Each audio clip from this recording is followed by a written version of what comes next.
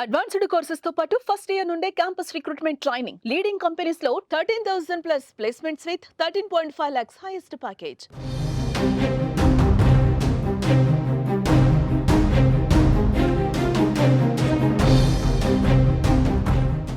Breaking news. అనుమానం పెన్నుభూతంగా మారింది. కట్టుకున్న భార్యనే అతి కిరాతకంగా నరికి చంపాడు కసాయి భర్త.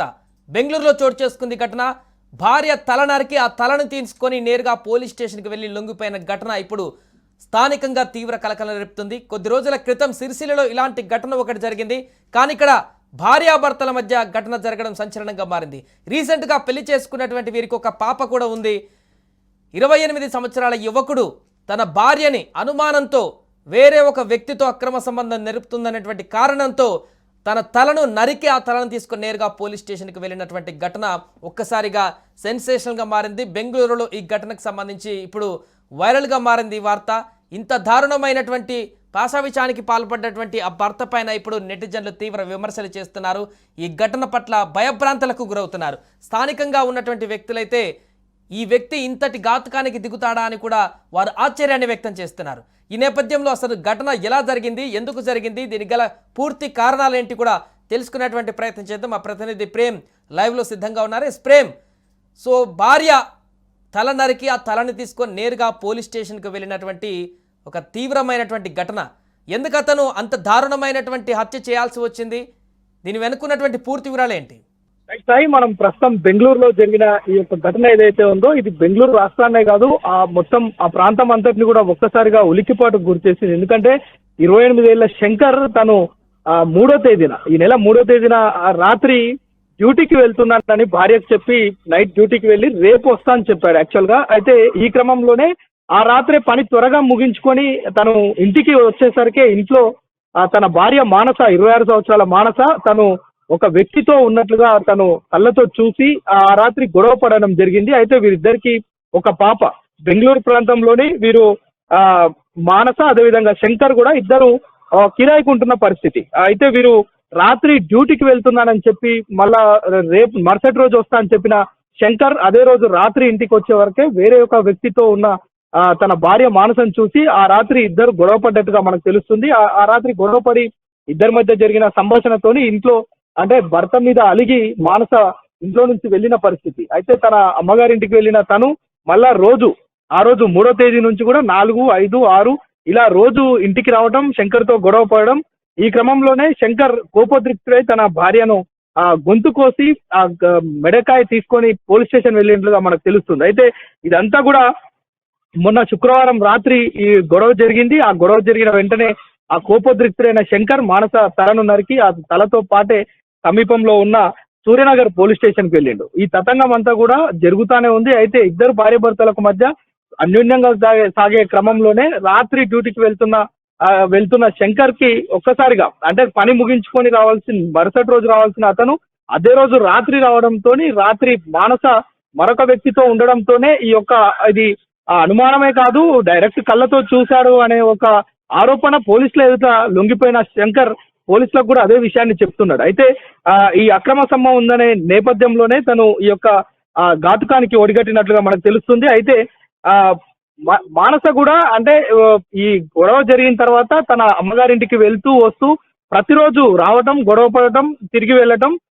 ఈ క్రమంలోనే కోపోద్రిక్తుడై తన ఆగ్రహాన్ని కట్టలు తెంచుకొని వచ్చిన నేపథ్యంలోనే శంకర్ ఈ యొక్క ఘాతుకానికి పాల్పడ్డాడు. ఈ ఘటనతో ఒక్కసారే వీళ్ళు నివాసం ఉండే అనేగల్ ప్రాంతంతో పాటు ఏదైతే హిలాలాగే ప్రాంతం ఈ 2 ప్రాంతాలు కూడా అట్టడిగిపోతున్నాయి. ఎందుకంటే శంకర్ చేసిన పనికి స్థానికులంతా కూడా ఆగ్రహం వ్యక్తం చేస్తున్నారు.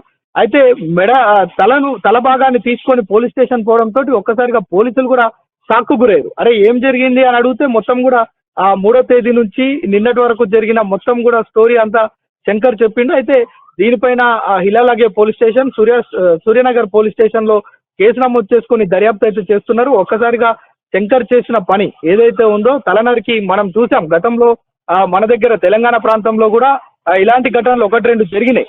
సో అయితే తల నరికి తలను తీసుకొని పోలీస్ స్టేషన్ పోవడం అనేది చాలా ఘోరాతి ఘోరంగా స్థానికులు అయితే దీనిపైన నెటిజన్లు విపరీతంగా కామెంట్ చేస్తున్న పరిస్థితి. అయితే దీనిపైన కఠినమైన శిక్ష శంకర్కు విధించాలని చెప్పి స్థానికులు కూడా డిమాండ్ చేస్తున్న పరిస్థితి. అయితే పోలీసులు అయితే పలు సెక్షన్ల కింద కేసులు నమోదు చేసుకొని దర్యాప్తు చేస్తున్నారు సాయి. ఇప్పుడు భార్య చనిపోయింది, భర్త కూడా జైలుకు వెళ్ళేటువంటి పరిస్థితి, కానీ ఒక చిన్న పాప వాళ్ళకుంది. ఆ పాప పరిస్థితి ఏంటి? ఇప్పుడు వీరికి ఎవరైనా బంధువులు ఉన్నారా, లేకుంటే పాపను ఎవరు తీసుకున్నారు? పోలీసులు ఇంకా దీనికి సంబంధించి వేరే కోణంలో కూడా ఏమైనా విచారణ కొనసాగిస్తున్నారా? రైట్, ప్రస్తుతం శంకర్ చెప్పిన విషయాల్ని పోలీసులు అయితే నోట్ చేసుకున్నారు. దీన్ని విచారణలో భాగంగా చూస్తున్నారు. అయితే శంకర్ మానస దంపతులకు ఒక 2 సంవత్సరాలు వివాహమైనట్లుగా తెలుస్తుంది. వారికి ఒక పాప కూడా ఉన్నట్లుగా మనకు తెలుస్తుంది.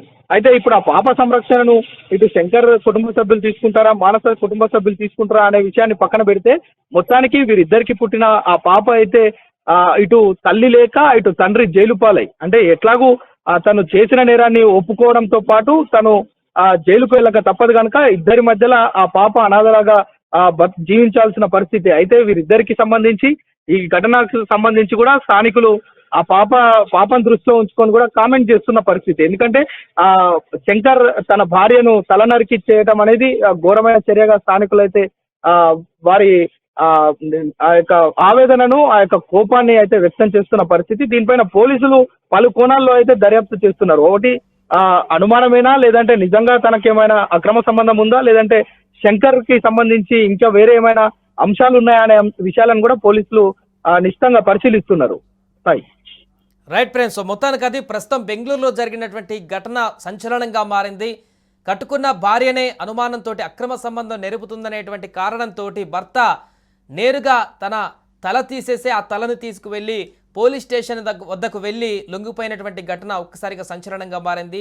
ఇంత దారుణమైనటువంటి హత్యకు పాల్పడినటువంటి అతన్ని తీవ్రంగా శిక్షించాలంటూ కూడా అక్కడటువంటి స్థానికులు కూడా కామెంట్ చేస్తున్నారు.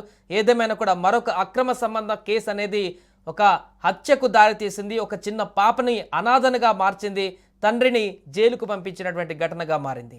సుమన్ టీవీలో మీ పర్సనల్ అండ్ బిజినెస్ ప్రమోషన్స్ కోసం కింది నెంబర్కి కాంటాక్ట్ చేయండి.